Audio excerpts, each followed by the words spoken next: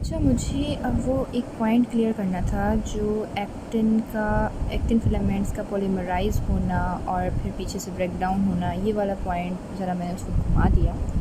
वो कुछ इस तरह से है कि देखें, जब हमने ये कहा था कि आके जब रिसेप्टर से बाइंड होते हैं, ठीक है, तो क्या होता है कि जिस तरफ से आके बाइंड होता है ना, ये कौन है? कीमो अट्रैक्टेंट्स हैं। ठीक हो गया, ये कीमो अट्रैक्टेंट्स हैं।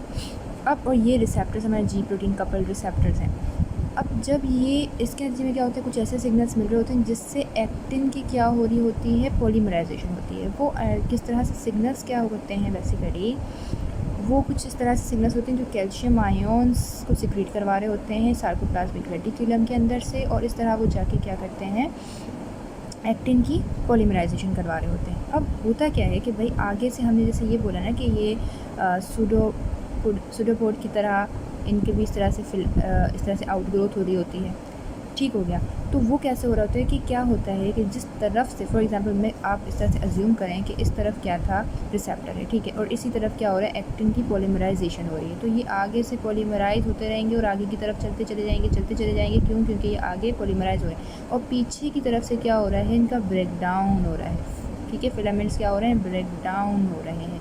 और आगे की तरफ क्या हो रहे हैं, ये जाके अक्यूमुलेट होते चले जा रहे हैं। आगे से ये क्या हो रहे हैं, बनते चले जा रहे हैं, पीछे से टूटते चले जा रहे हैं। आगे से पॉलीमराइज होते जा रहे हैं, पीछे से टूटते चले जा रहे हैं। और इस तरह से क्या हो रहा है कि ये इस तरफ मूव होता जा रहा है, पीछे से पुल होता हुआ आगे की तरफ ये मूव होता जा रहा है। समझ आई बात? तो इस तरह को हम कहते हैं कि भाई इस तरह से ये है कि ये कीमो अट्रैक्टेंट जो है वो एक डायरेक्शन की तरफ, एक ग्रेडियंट की तरफ मूव कर रहा है। समझ आई बात?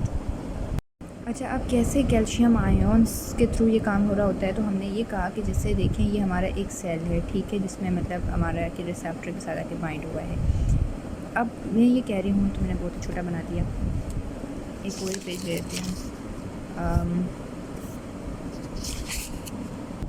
कि जैसे ये देखें, फॉर एग्जांपल ये एक सेल है, ठीक है, और मैं कहूँ कि इस सेल के इस तरफ से फॉर एग्जांपल आके जी प्रोटीन कपल रिसेप्टर की कीमो अट्रैक्टेंट आके लग गया है, ठीक है, और ये हमने बोला था कि ये 7 पास रिसेप्टर है। फॉर एग्जांपल मैं इसे 7 पास रिसेप्टर बना लेती हूँ, ठीक है, और इसका क्या है कि एक एक्स्ट्रा सेलुलर डोमेन के साथ आके ये लग गया है, कौन? Chemo attractant. और जबकि इंट्रा सेलुलरली क्या है, एक जी प्रोटीन मौजूद है, GQ मौजूद है, ठीक है, GQ मौजूद है। अब ये क्या करता है कि जब ये आके इसके साथ लगता है तो ये एक्टिवेट हो जाता है GQ। वो क्या इंटर्न करता है कि फोस्फोलाइपेज C को एक्टिवेट कर लेता है, जो यहाँ पर मौजूद होता है फोस्फोलाइपेज C, ठीक है, वो क्या हो जाता है, एक्टिवेट हो जाता है फोस्फोलाइपेज C। और ये इंटर्न क्या करता है, जो हमारे पास फोस्फोटिडाइल इनोसिटोल फॉस्फेट है, ठीक है, जो इसे हम कहते हैं